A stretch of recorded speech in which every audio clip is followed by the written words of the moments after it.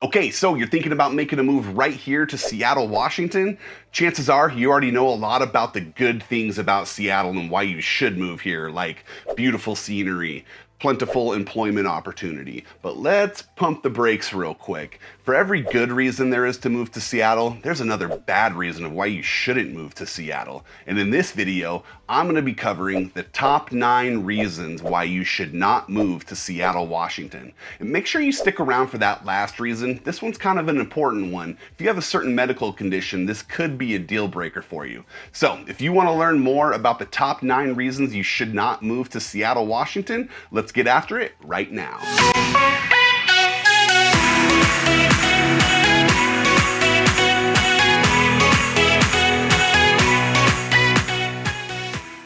Hey, if this is your first time to the channel and you want to know everything about living, working, eating, playing in the city of Seattle, Washington, then subscribe down below, tap that bell for notifications so you could be the first to learn about the current market here in Seattle. My name is David Sappenfield. The team and I, we get calls, texts, and emails every day from people just like you looking for help to make their move here to Seattle, and we absolutely love it. So whether you're moving next week or next year, give us a call, shoot us a text, send us an email, or our favorite, schedule a Zoom call. We're happy to help you make that smooth move to Seattle.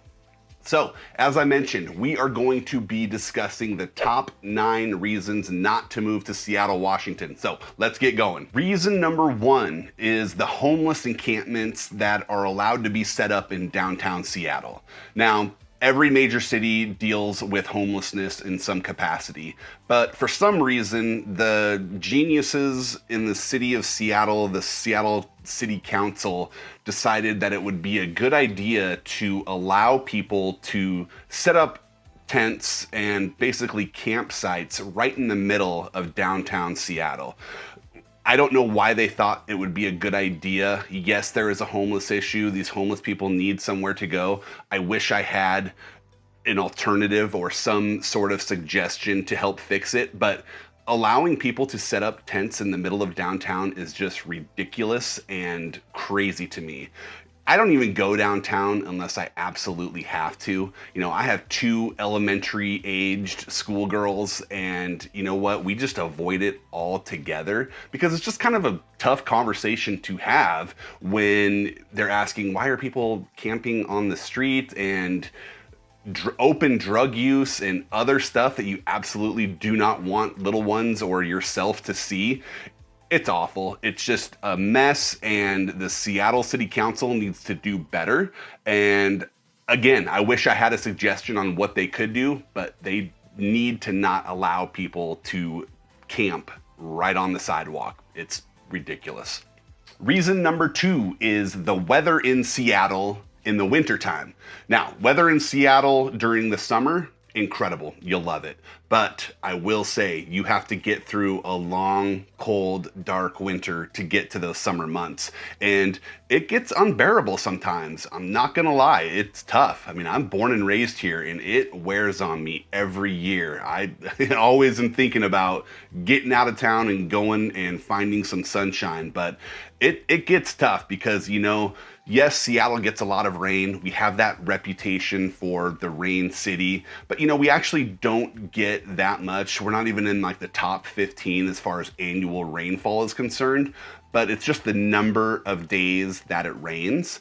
It's really just kind of tough when you open up your weather app on your phone and you look out for a 10-day forecast and just every day is rain, rain, rain, rain. It just starts to wear on you. And you know, that's just what you deal with here, and you get used to it, but it doesn't make it any easier. And you know, it's tough, you know, because it also gets dark very early in the wintertime. You know, sometimes by 4:15 in the afternoon, it's pretty much dark out. It's dark when you leave to work in the morning. So you combine that with the rain and the drizzle and the cold, and then once in a while you can even throw snow into the mix. It just makes it really, really tough. But I will say, if you can get through the winter, you're gonna have an awesome spring and summer, because summers in Seattle are fantastic. You're gonna love them. Reason number 3 is the traffic in Seattle and most of the surrounding areas. If you're heading up north and south on I-5, you can pretty much expect traffic to be stop and go going through downtown Seattle. Doesn't matter what day it is, doesn't matter what time of day it is. Okay, if you're traveling in the middle of the night, yes, probably not gonna be any traffic, but outside of that, you're gonna hit traffic. I-5, 405 on the east side, you know, pretty much from Renton up to Bellevue is just atrocious. It's horrible, horrible traffic.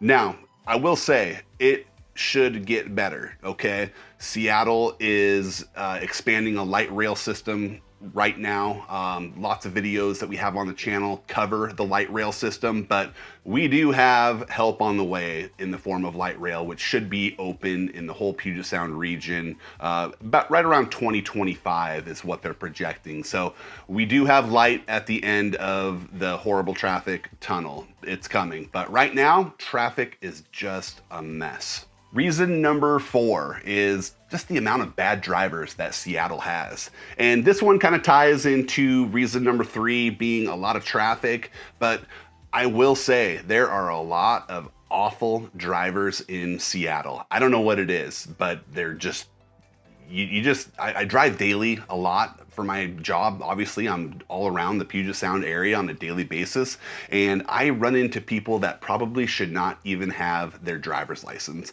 It is crazy to me that there's this amount of awful drivers, that people that just don't pay attention, drive 10, 15 miles out an hour under the speed limit in the fast lanes on the freeways.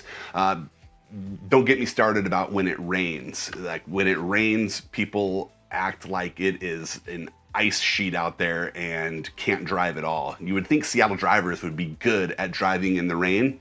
No, they're not. They're horrible. And it just, I'll take a breath, but it gets to you. It gets to you after a while when you're driving amongst these horrible drivers and trying to stay safe. So be careful when you're driving around here and be ready for the bad drivers. Reason number 5 is the Seattle freeze. Now, I'm not gonna go as far as to say that Seattleites are rude, but I will say that most Seattleites are pretty standoffish to strangers, and I'm not really sure why. You know, there's been a whole lot of articles that talk about it, and there's definitely truth to it. You know, there is the Seattle freeze. People here are very cliquey. They kind of have their own group of people that they hang out with. And if you're a newcomer coming into the city, sometimes it can be difficult to kind of break into those cliques and make friends. But it's just how it is here. And again, I'm not sure why, but there definitely is a Seattle freeze. But I think the freeze is thawing. I will say that, because Seattle is an area that a lot of transplants are moving into the Seattle area. So we're definitely getting a much more diverse mix of Seattle area residents, which is making it much easier for newcomers to come and make friends and meet other people who may have, you know, come from different parts of the country or world. So definitely an issue, the Seattle freeze. Know about it, be aware of it, but don't let it scare you. People are just a little standoffish, and it's not that bad. Reason number 6 is the above average cost of living in the Seattle metropolitan area. So Seattle's a super expensive place to live. Yes, there are a lot of high paying jobs, but it just is way above national averages. Let me just read off some numbers here for you to kind of put things into perspective. According to the website payscale.com, they say that Seattle is 50% above the national average as far as overall cost of living. Now, it's broken down into each category, and I'll go over those real quick. To start it off with is housing. Housing is 111% above the national average. Utilities are 6% above the national average. Groceries are 25% above the national average, and transportation is about 23% above national average. And by transportation, we're talking about like bus fares, gas prices. Overall, 50% above the national average just to live here in Seattle. So, like I said, yes, we have a lot of high-paying jobs, which helps with that, but it's expensive to live here, and it shouldn't be a surprise to you. Reason number 7 is seasonal allergies. Now, if you are an allergy sufferer like I am, then make sure that you bring your Zyrtec, Claritin, Allegra, whatever it is that you take to fight allergies, because you're gonna need them here in Seattle. It gets pretty bad in the springtime when grass starts growing and the pollen from the trees, stuff like that. And then it also gets bad again in the fall when the grass starts growing again, you know, if you have the grass allergy. So I'm pretty much allergic to everything. I actually even had to go and have the injections and the shots to help with it, and that did help a bunch. So I will say it's not as bad for me now, but I had to take drastic measures to make sure that it wasn't too bad. So if you do have seasonal allergies, then make sure you're aware that, you're gonna deal with them here, and bring your medicine. Reason number 8 is Starbucks coffee. Now, I'll start this off by saying I am guilty of drinking Starbucks coffee every once in a while. Full disclosure, you know, I'll sometimes get an Americano or a latte. You know, I don't think those types of coffee drinks from Starbucks are that bad. But if you do like drip coffee, then in my opinion and lots of other people's opinions, Starbucks coffee is trash. It tastes like burnt coffee. You have to put so much creamer in there to cover up that burnt flavor that it just doesn't really even taste like coffee anymore. And you know, it's just, if you have no other options, then yes, that's a okay choice, I guess. But there are so many Starbucks in Seattle and everywhere, on every corner it seems. It just makes it hard sometimes to find a different cup of coffee that doesn't taste burnt. So Starbucks coffee, not my favorite. And Howard Schultz, I don't like Howard Schultz, you know, I'll put it out there, I'll say it, you know, he sold the Seattle Supersonics and broke everybody that loved Seattle Supersonics, broke their hearts, and just another reason why I don't like Starbucks and Howard Schultz in particular. So if you're coming from a different area, you don't care about that stuff, and you probably don't, but if you're a coffee drinker, you probably will care. So that is reason number 8, is just all the Starbucks locations around. Reason number 9 is the air quality in late summer. And this isn't every summer, and it's actually been more of a recent issue in the Seattle area. And by recent, I mean like the last 5 to 10 years or so.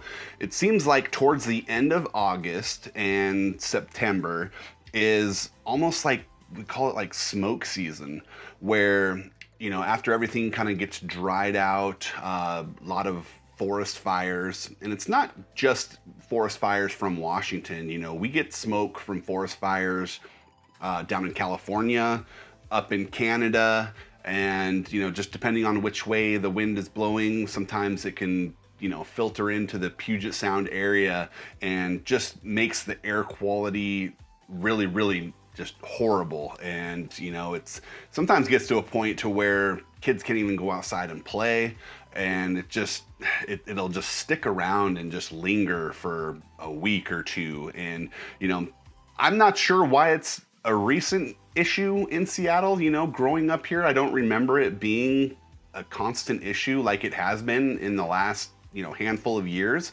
Maybe it's global warming, something like that, I don't know. But there's more forest fires, and you can pretty much count on the end of August, September being that kind of like smoke season.